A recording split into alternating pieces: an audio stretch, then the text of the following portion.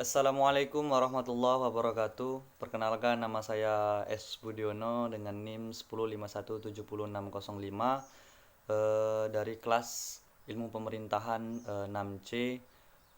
Baik, sini saya akan menjawab pertanyaan terkait masalah UTS yang dilaksanakan pada mata kuliah Tata Kelola Keuangan Pemerintahan dengan dosen pengampu yaitu yang terhormat Bapak Z. Haryanto SHMH. Baik, langsung saja kita masuk ke dalam pertanyaan pertama yang terkait adalah jelaskan tentang definisi keuangan negara, ruang lingkupnya, dan juga asas-asas pengelolaan keuangan negara. Materi pertama kita yang akan kita bahas adalah tentang keuangan negara. Definisinya yaitu semua hak dan kewajiban negara yang dapat dinilai dengan uang serta segala sesuatu baik berupa uang maupun berupa barang yang dapat dijadikan milik negara berhubung dengan pelaksanaan hak dan kewajiban tersebut. Dalam penjelasan undang-undang sudah dijelaskan pada Undang-Undang Nomor 17 Tahun 2003 tentang keuangan negara, dinyatakan bahwa pendekatan yang digunakan dalam merumuskan keuangan negara adalah dari sisi objek, subjek, proses, dan tujuan.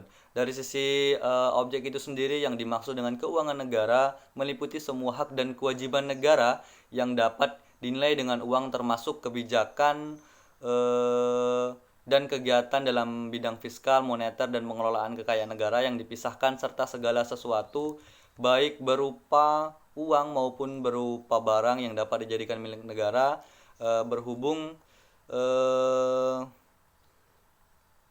dengan pelaksanaan hak dan kewajiban tersebut.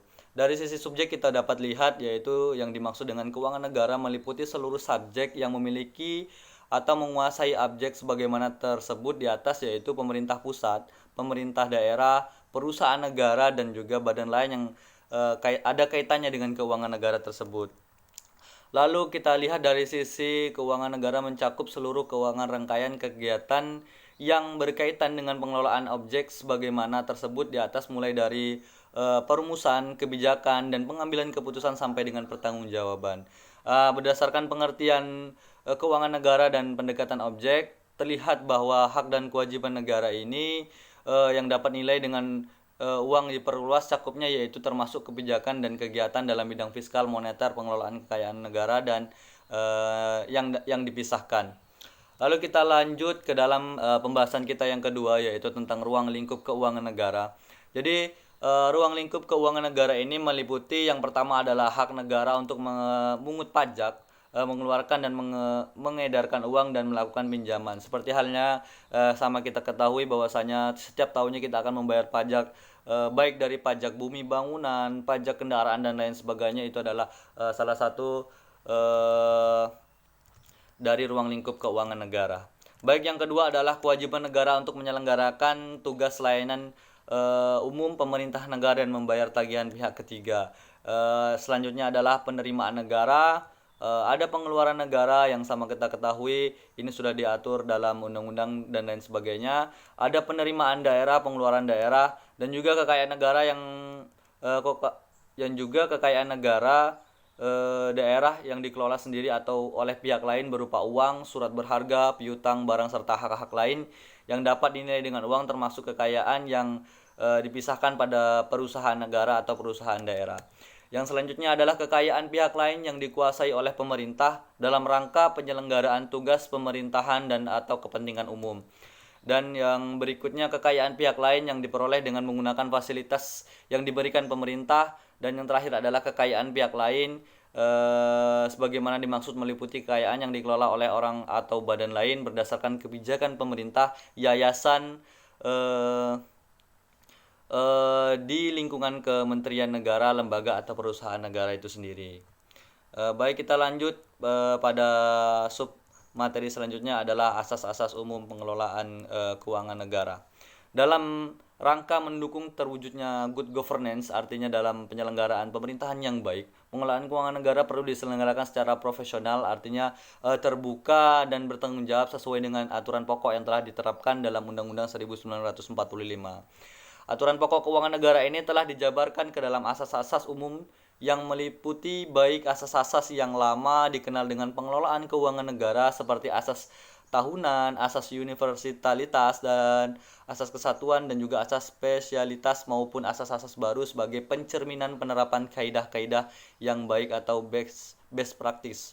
Dalam pengelolaan keuangan negara, penjelasan dari masing-masing asas tersebut adalah sebagai berikut yang akan saya jelaskan nantinya. Yang pertama adalah asas tahunan, di mana asas tahunan ini memberikan persyaratan bahwa anggaran negara dibuat secara tahunan yang harus mendapat persetujuan dari badan legislatif. Jadi asas tahunan ini saya ambil contoh adalah bagaimana penerapan APBN yang setiap tahunnya dikucurkan dana ke setiap daerah untuk dalam rangka pembangunan dan lain sebagainya. Selanjutnya adalah asas universalitas atau kelengkapan, artinya memberikan batasan bahwa tidak diperkenankan terjadinya percampuran antara penerimaan negara dengan pengeluaran negara. Artinya penerimaan negara dan pengeluaran negara ini dipisahkan, walaupun nantinya ada penggunaan dari penerimaan negara untuk pengeluaran negara, itu tetap saja dipisahkan dalam suatu wadah tertentu. Yang poin yang berikutnya adalah asas kesatuan, di mana asas kesatuan ini mempertahankan hak budget ataupun hak penganggaran dari dewan secara lengkap. Berarti semua pengeluaran harus tercantum dalam anggaran. Oleh karena itu, anggaran merupakan anggaran bruto, di mana yang dibukukan dalam anggaran adalah jumlah brutonya. Yang selanjutnya adalah asas spesialitas, yaitu mensyaratkan bahwa jenis pengeluaran dimuat dalam mata anggaran tertentu atau tersendiri dan diselenggarakan secara konsisten, baik secara kualitatif ataupun kuantitatif. Secara kualitatif artinya jumlah yang ditetapkan dalam mata anggaran tertentu merupakan batas tertinggi dan tidak boleh dilampaui. Jadi yang secara kualitatif berarti penggunaan anggaran hanya dibenarkan untuk mata anggaran yang telah ditentukan. Baik, kita lanjut pada poin berikutnya adalah asas akuntabilitas, yaitu yang berorientasi pada hasil, mengandung makna bahwa setiap penggunaan anggaran wajib menjawab dan menerangkan kinerja organisasi atas penggunaan anggaran tersebut dan keberhasilan atau kegagalan suatu program yang menjadi tanggung jawabnya. Artinya ada laporan pertanggungjawaban pada masa setiap tahunnya. Ini suatu kewajiban yang harus dilaksanakan oleh pemerintah. Yang selanjutnya adalah asas profesionalitas, yang artinya mengharuskan pengelolaan keuangan negara ini ditangani oleh tenaga yang profesional. Artinya ada pemilihan ataupun seseorang yang memang seharusnya ditempatkan memang sesuai dengan kapasitasnya untuk melakukan pengelolaan keuangan negara tersebut. Yang selanjutnya adalah poin asas proporsionalitas, yang mengalokasikan anggaran dilaksanakan secara proporsional pada fungsi-fungsi kementerian lembaga sesuai dengan tingkat prioritas dan tujuan yang ingin dicapai. Yang berikutnya adalah asas keterbukaan, artinya adalah asas transparansi dalam pengelolaan keuangan negara, yaitu mewajibkan adanya keterbukaan dalam pembahasan, penetapan, dan perhitungan anggaran serta atas hasil pengawasan oleh lembaga audit yang independen. Yang berikutnya adalah asas pemeriksaan keuangan negara yang bebas dan mandiri, memberikan kewenangan lebih Badan Pemeriksa Keuangan untuk melaksanakan pemeriksaan atau pengelolaan keuangan negara. Artinya yaitu ada Badan Pemeriksaan Keuangan Negara yang memang yang bertugas untuk mengawasi segala bentuk keuangan negara yang ada di negara kita ini. Selanjutnya adalah pertanyaan kedua, yaitu bagaimana menurut saudara tepatkah penggunaan pos-pos keuangan tertentu yang dialihkan dalam rangka menanggulangi COVID-19 seperti penggunaan dana desa dan dana pilkada?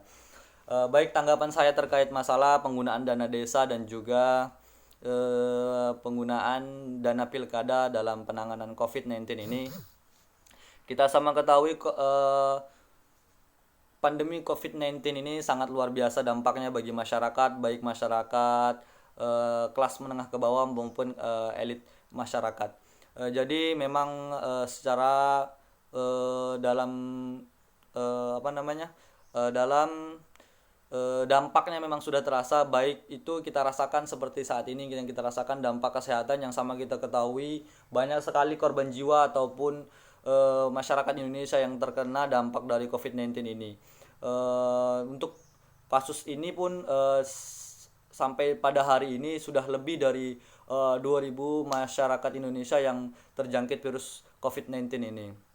Artinya bukan hanya pada dampaknya, bukan hanya pada kesehatan masyarakat itu sendiri, ini juga menyebabkan akhirnya pada dampak ekonomi yang akhirnya dirasakan oleh uh, masyarakat Indonesia, baik masyarakat Indonesia ataupun masyarakat negara-negara lain yang terkena dampak dari COVID-19 ini sendiri.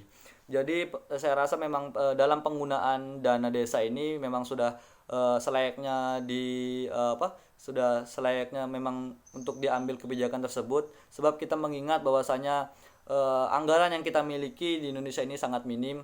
Artinya jika memang ada kucuran dana dari khusus yang dikucurkan oleh pemerintah pusat, tentunya tidak akan menutupi setiap daerah yang kebutuhan daerah untuk penanganan COVID-19 ini sendiri. Bahkan kita lihat beberapa rumah sakit pun di daerah-daerah tertentu masih kekurangan bahan-bahan ataupun alat-alat yang digunakan dalam penanganan kasus COVID-19 ini. Ini memang selayaknya ada kebijakan dari pemerintah untuk mengambil langkah untuk penanggulangan COVID-19 ini sendiri. Jadi saya rasa kalau menurut kaidah-kaidah pengelolaan keuangan negara memang tidak menyalahi aturan, sebab apa?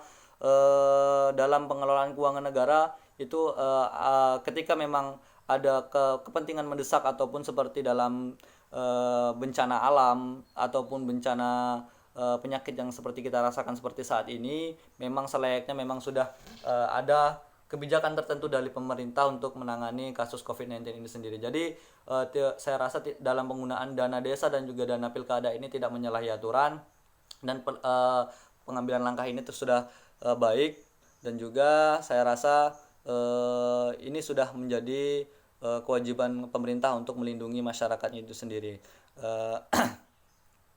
Yang harus dilakukan selanjutnya oleh pemerintah adalah bagaimana menerbitkan payung hukum sehingganya dalam penerapan penggunaan dana desa dan dana pilkada dalam penanganan COVID-19 ini tidak menyalahi aturan. Mungkin itu jawaban dari saya. Kurang lebihnya saya mohon maaf. Saya akhiri, wabillahi taufik wal hidayah. Wassalamualaikum warahmatullahi wabarakatuh.